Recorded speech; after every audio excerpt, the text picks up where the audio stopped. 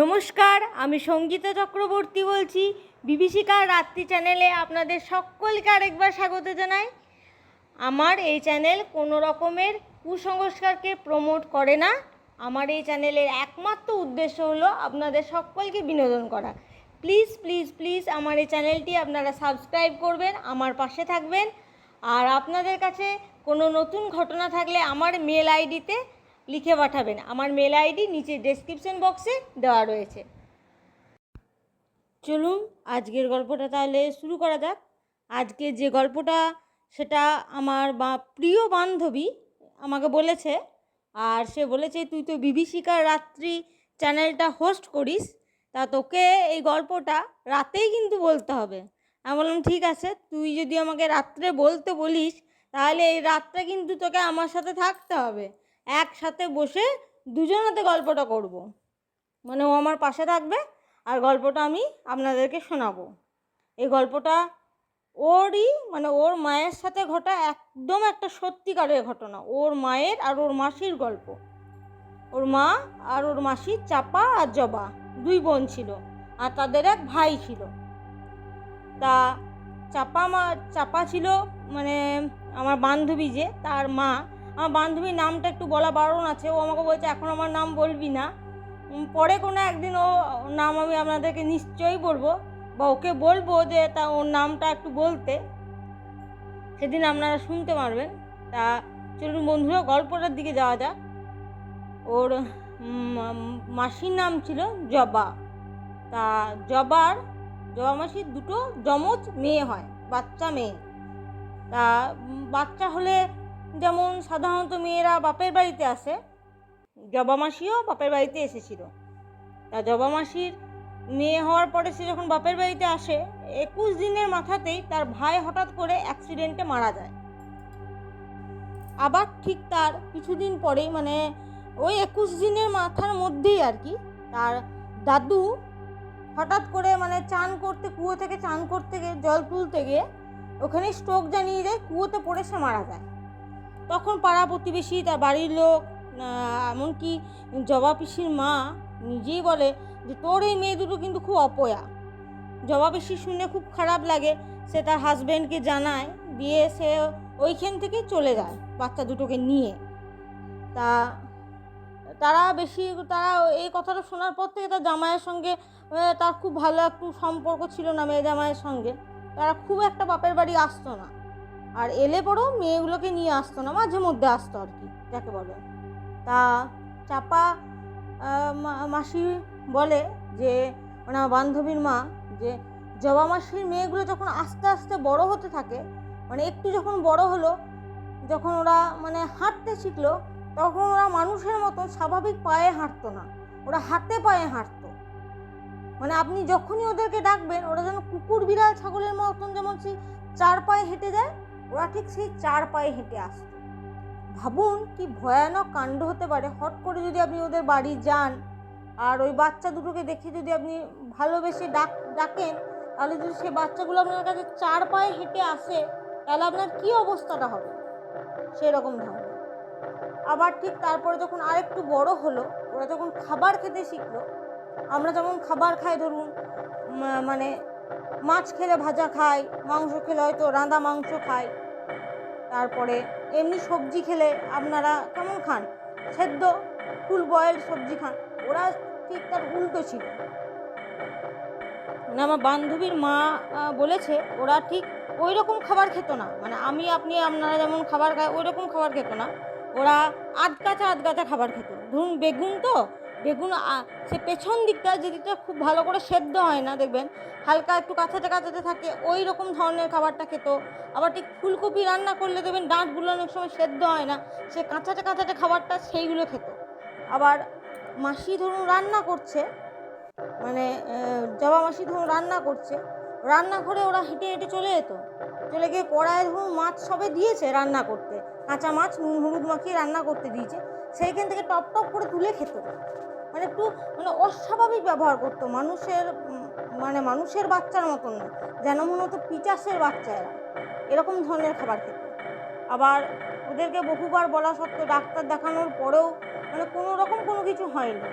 আপনি ধরুন মানে ওর বাড়িতে কেউ যদি যেত, আমি বা আপনি ধরুন গেছি ওদের বাড়িতে, আমি আমার নিজের সঙ্গে হওয়া ঘটনাটা বলছি। আমি একবার আমার বান্ধবীর মাসির বাড়ি গিয়েছিলাম।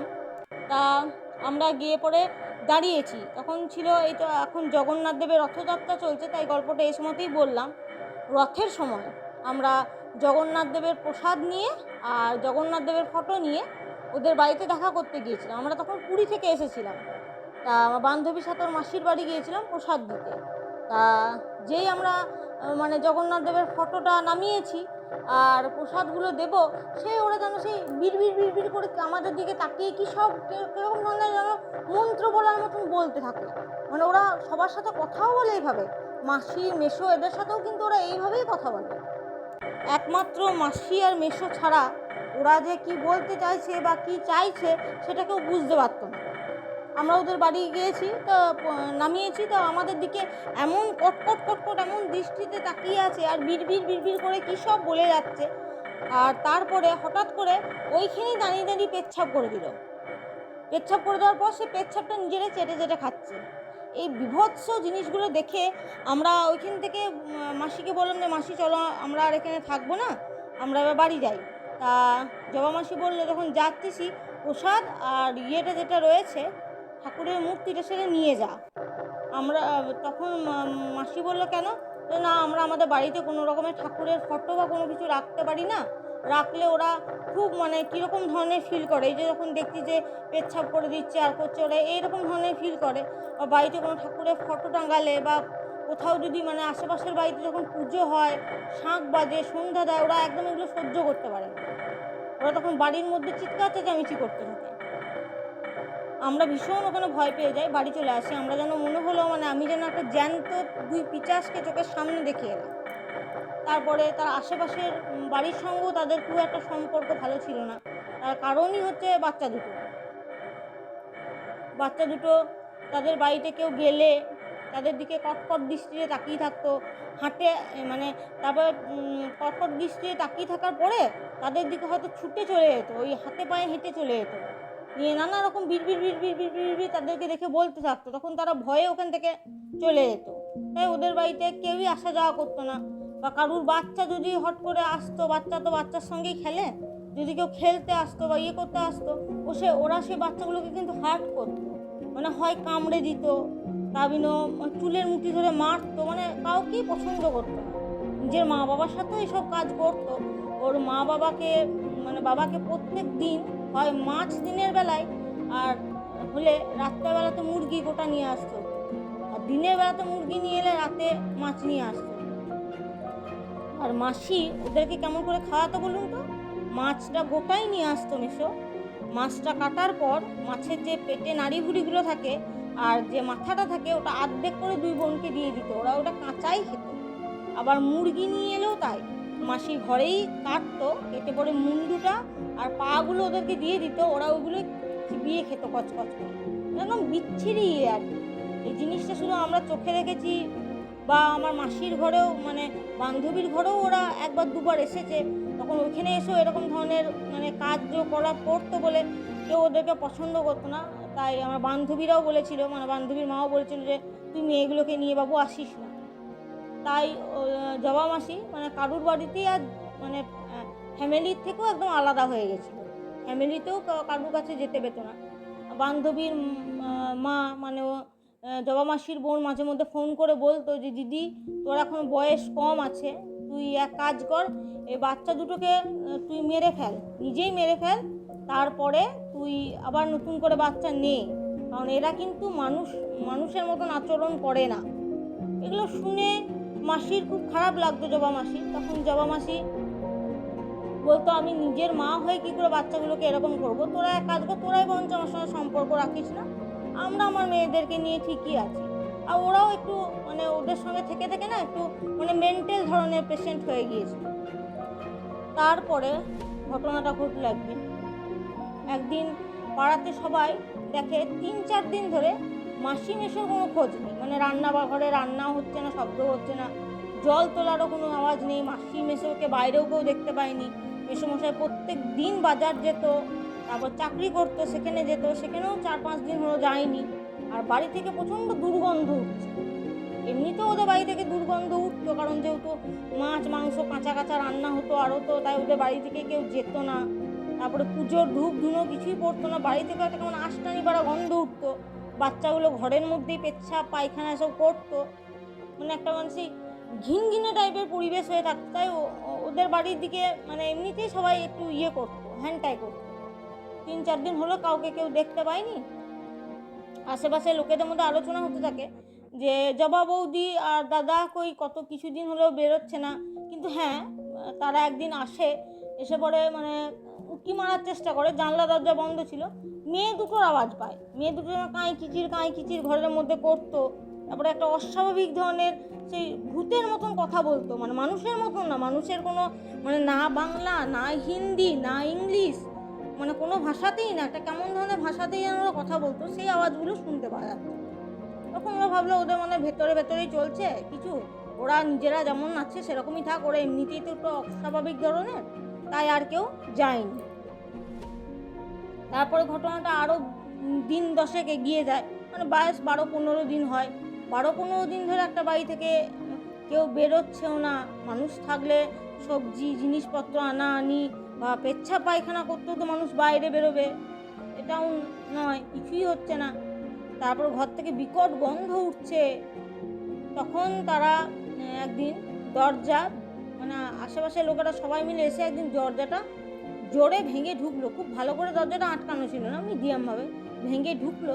আর ঢুকে দেখলো বিভৎস এক দৃশ্য। একদিকে মাসির লাশ পড়ে আছে আর একদিকে মেশোর লাশ পড়ে আছে। আর তাদের মানে শরীরের অর্ধেক অংশ নেই, সেগুলো খাওয়া হয়ে গেছে। এক কোণে বসে তার বড় মেয়ে, এক মেয়ে, সে তার বাবার একটা পা ধরে চিবিয়ে খাচ্ছে। আর একদিকে ওর মায়ের লাশটা টেনে নিয়ে এসে ছোটো মেয়ে ওর মায়ের হাত পাগুলো চিবিয়ে খাচ্ছে। পুরো শরীরের আর কোনো অংশই প্রায় বাকি নেই, ওই হয়তো একটা পা বা একটা হাত এরকমই বাকি আছে, বাকি পুরো অংশগুলোই খেয়ে নিয়েছে ওরা, আর মুন্ডুটুকু বাকি আছে। তখন তারা পুলিশকে জানায়, স্থানীয় পুলিশ এসে দেহ দুটোকে উদ্ধার করে হসপিটাল থেকে আমার যে বান্ধবী তাদের বাড়িতে ফোন করে, তারা একমাত্র আত্মীয় ছিল, ওদের বাড়িতে ফোন করে যে আপনার দিদি এরকম হসপিটালে রয়েছে, আপনারা আসুন। তা যখন যায়, মানে আমার বান্ধবীর যে মা, সে যখন যায়, তখন তার দিদি আর জামাইবাবুকে দেখে তার মা নিজেই অজ্ঞান হয়ে গেছিল, যে তাদের দেহটা কিভাবে পড়ে রয়েছে, মানে অর্ধেকটা শরীর নেই, খেয়ে দিয়েছে, শুধু মুখ দুটা বাকি রয়েছে, হাত পা কিচ্ছু আর বাকি নেই শরীর। যাই হোক, হসপিটালের পাশে মেয়ে দুটোও ছিল, মেয়ে দুটো ওইখানেও ওই রকম গোটা হাতে পায়ে নোংরা মেখে ওরা বসেছিল। ওরা যেহেতু মানে মা বাবার শরীরগুলো খাচ্ছিল, তা ওদের গোটা মুখে রক্ত লেগে নোংরা জামা কাপড়, পায়খানা পেচ্ছাপ হওয়া সেই জামা কাপড় পরেই ওরা ওখানে বসেছিল। তারপরে আমার বান্ধবীর মাকে পুলিশরা বলে যে এদের কী করা যাবে, তখন ওরা বলে এদেরকে আপনারা থানাতেই রাখুন এখন। তারপরে জিনিসটা কেস হয়, তারপরে তাদেরকে মানে আর কি মেন্টাল পেশেন্ট বলে তাদেরকে মেন্টাল অ্যাসাইলেমে দিয়ে দেওয়া হয়।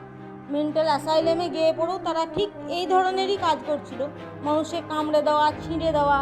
তাই জন্য তাদেরকে একটা মানে সেই বদ্ধ মধ্যে একাই রাখা হতো, সেখানে ওই 2 বোনই থাকতো।